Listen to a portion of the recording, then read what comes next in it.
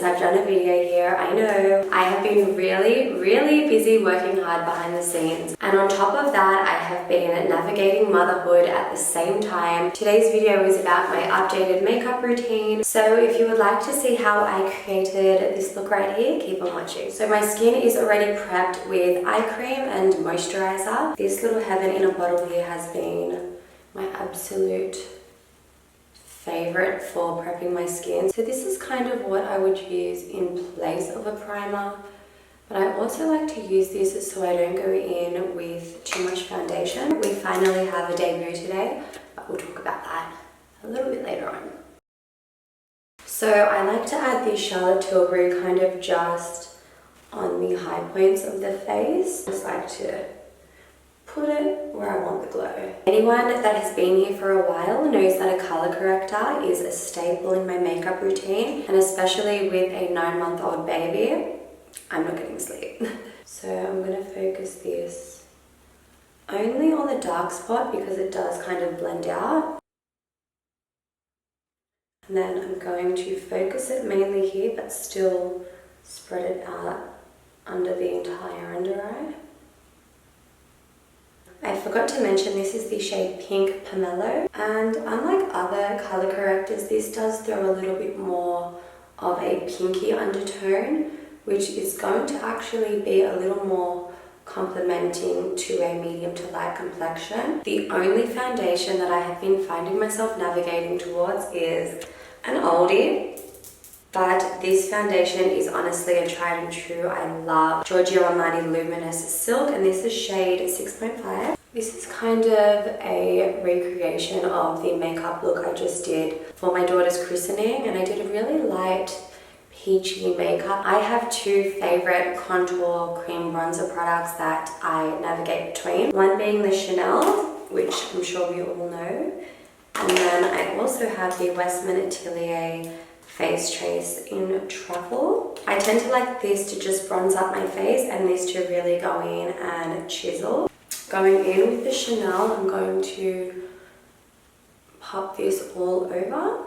So this isn't going to really contour, but this is going to really do a good job of warming up your face. I hope this lighting is good because I'm filming in my kids' bathroom because they have a really big window in front of the bathtub which lets a lot of light in. Do I do this every day? I actually don't, but I know that it makes a nice difference at the end of the look when you contour absolutely everything. This concealer I've seen a lot of mixed reviews on. However, I have a little technique to using it. I like to add the tiniest little dot on the inner corner and then on the upper end of my eye. Let it dry for a second and it blends out like a dream. It's super full coverage. The thing about this is that it definitely does crease a little more than others, but you're getting more coverage, so I feel like you have to pick and choose. If you're someone that's okay with having less coverage but does not want any creasing at all, the YSL Touche Eclat is a beautiful glowy concealer. It doesn't have a ton of coverage, but it does not crease at all. You can wear this without setting it and you will be fine. However, the Hourglass is a super full coverage, but you are going to get a little more creasing than say this. This is the shade Cedar. So I go a little bit here and then a little lift up here. And what I have put is more than enough. So I will put it directly under my eye, but then I will deposit the excess product on my brush on my forehead, the bridge of my nose, my chin. So that first Chanel product was going to add the warmth, and this is all about the contour and chisel.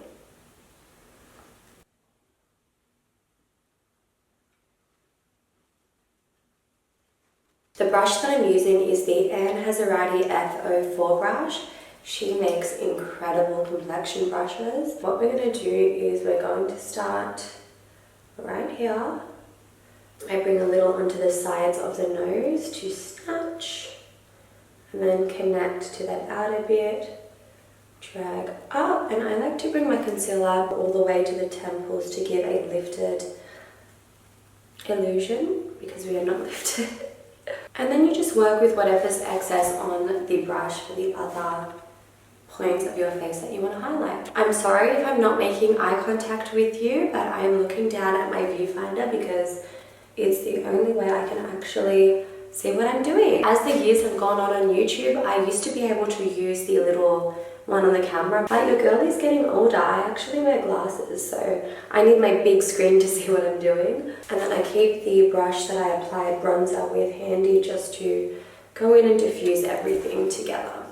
And then I'm stippling the nose, and then I'll just blend it out with the foundation brush. Now, I don't like keeping secrets, but sometimes we have to, and today I'm keeping a secret from you guys. So just pretend you didn't see this part of my makeup routine, and we will circle back around very soon. I promise it'll be very soon, but let's just close our eyes for a minute because I can't do my makeup without this step. And I've been hiding this step from you guys for like 2.5 years. For the record, you did not see anything just then. So I'm going in with my Laura Mercier translucent powder to set under my eyes, and I didn't use anything else. You didn't see nothing. So I'm just adding this to really set any creases. I don't even always do this step, but I feel like when using the hourglass, it is necessary to set it properly. This right here is what has been keeping me away from you guys, but you know what? It is all worth it. There are a lot of shades. Each one truly tells a completely different story, and I'm just so excited for you guys to see. So I'm not using these two shades today, but for reference, I want to show you the two shades that I wear almost every day. This is Tangerine, this incredible shade Amber Glow, which I'll bring it closer for you guys. This is the most amazing glow formula. Now I'm going to come back so you can see the undertone a bit more. This is a hologram shift formula. So it's going to throw a little bit of gold, a little bit of pink, a little bit of orange, a little bit of peach, a little bit of everything. I'm obsessed. But because these are my everyday shades at the moment, I'm going to do something different for you guys today. A little more French. So I'm dusting away the translucent powder. Two very different shades, but go really beautifully together. Funnily enough, we are talking about the most natural, neutral, simple shade in the collection and the most vibrant and out there shade. First we have Au Naturel, which is just a very, very neutral, muted undertone, but this shade will truly elevate almost any girl's look, any complexion. I also love it as a base layer for a more vibrant color, such as Maraschino. This is a funny little shade because it looks like hot pink on camera, but it's almost like a desaturated red with a hint of vibrancy to it. The reason I named it Maraschino is because maraschino cherries have this really neon vibe to them. That's the vibe I got from this shade, which is why I called it Maraschino.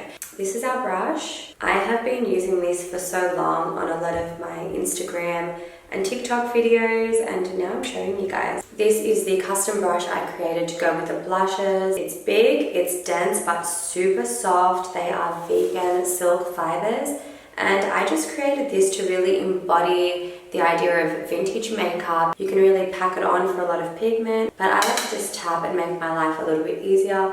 So I'm going to base my face with Au Naturel. There's probably a little bit of residue from the last shade that I used here. I like to base my upper cheekbones with this shade and really take it higher up onto my nose. This is just going to make your face look like you've got basically a natural blush, because we don't blush in shimmer, we don't blush in coral. We kind of have a really natural hue to our natural cheek, which is why I love Au Naturel. The disclaimer comes without even needing to mention this is very pigmented. The very first time I got the sample back for this, I was like, whoa, it's so pigmented. But you just have to really brush off the excess and you will be fine.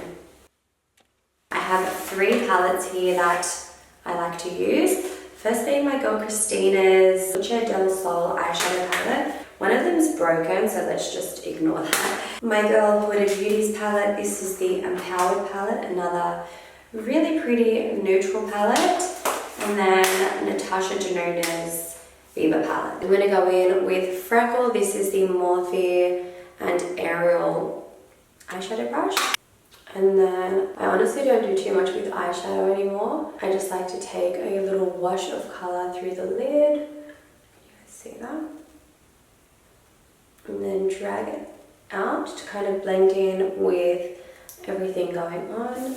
And then just a little drag under the eye to tie it all together. For the most part, I don't do a lot under the eyes anymore unless I'm going for a little bit of a dramatic look that day. This shade here in Christina's palette is called Umbra. I am going to take that, and I like this because when you don't feel like committing to a harsh black, it creates a really nice little shadow on the waterline. Not the waterline, the upper lid. The brush that I'm taking now is the tinier version of the one that I just used. Can you see?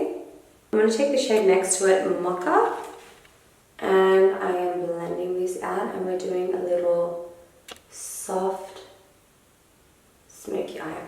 You see how much better that looks? Just like that. I actually have used the eyelash growth serum and the eyebrow growth serum from the brand The Body Lab. This is a growth serum mascara, so it has an inbuilt serum for your lashes. Little tip from me when doing your makeup, I like to add my setting spray before mascara because I feel like it transfers. This right here is heaven in a bottle. If you want to splurge in any part of your makeup routine, let it be this. And the mister, perfect.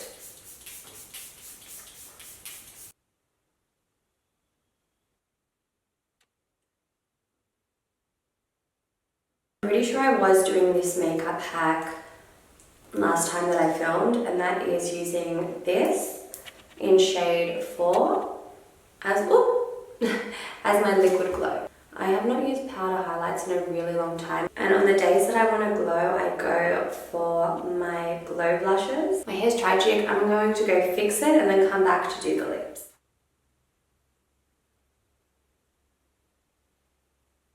So I'm only really overlining, not even overlining, but lining a little more on the outer part of the line rather than the inner part on the 2 highest points, and then more conservative here, just so you get a little bit more of a love heart lip. Voila! This lip liner is incredible. Love, love, love, love these lip liners. This is the Kevyn Aucoin Unforgettable Lip Definer in the shade Divine, and it has a little brush on the end, and I am feathering in the shade Sweet Tea.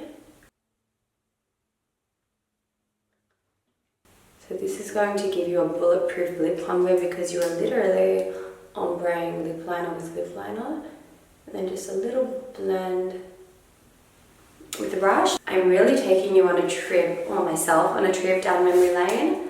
Maquillage. Oh, this smell is nostalgia. I smell this and I'm 21 again. I'm just dabbing it, not too much, just to kind of melt and marry everything together.